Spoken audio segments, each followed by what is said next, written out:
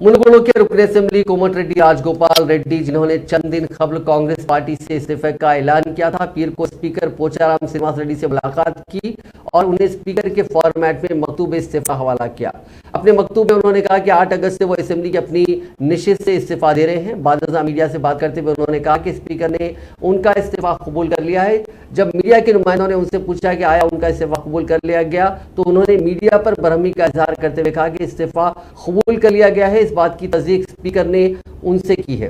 राजगोपाल रेड्डी ने उनके इस फैसले के लिए कांग्रेस को मोरद इल्जाम ठहराया और कहा कि कांग्रेस मरकज और रियासत में कमजोर हो गई है। उन्होंने सदर पीसीसी रेवंत रेड्डी को रियासत में पार्टी सरबराह मुकर्रर किए जाने पर तनकीद का निशाना बनाया।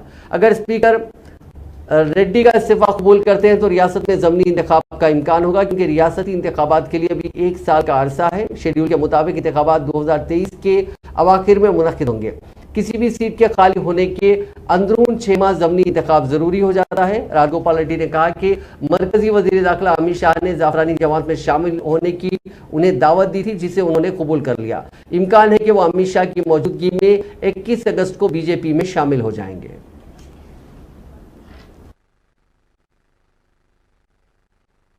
ఇది చరిత్రలో నిలిచిపోతుంది। ఈ తీర్పు ద్వారా తెలంగాణ రాజకీయాల్లో మార్పు జరుగుతుంది।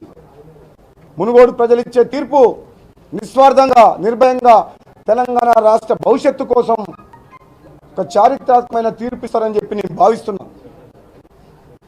ప్రతిపక్ష పార్టీ ఎమ్మెల్యేలు ఉంటే కలవకూడదు, మాట్లాడకూడదు, వాళ్ళ సమస్యలను పట్టించుకోకూడదు,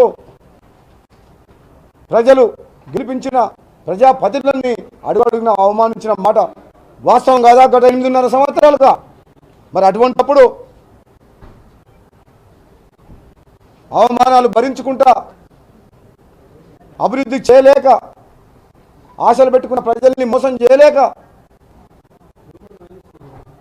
ఈరోజు ఆ ప్రజల కోసమే వాళ్ళు ఇచ్చిన పదవిని త్యాగం చేస్తుంటే దుర్మార్గులు కొందరు దుర్భాషలు ఆడుతూ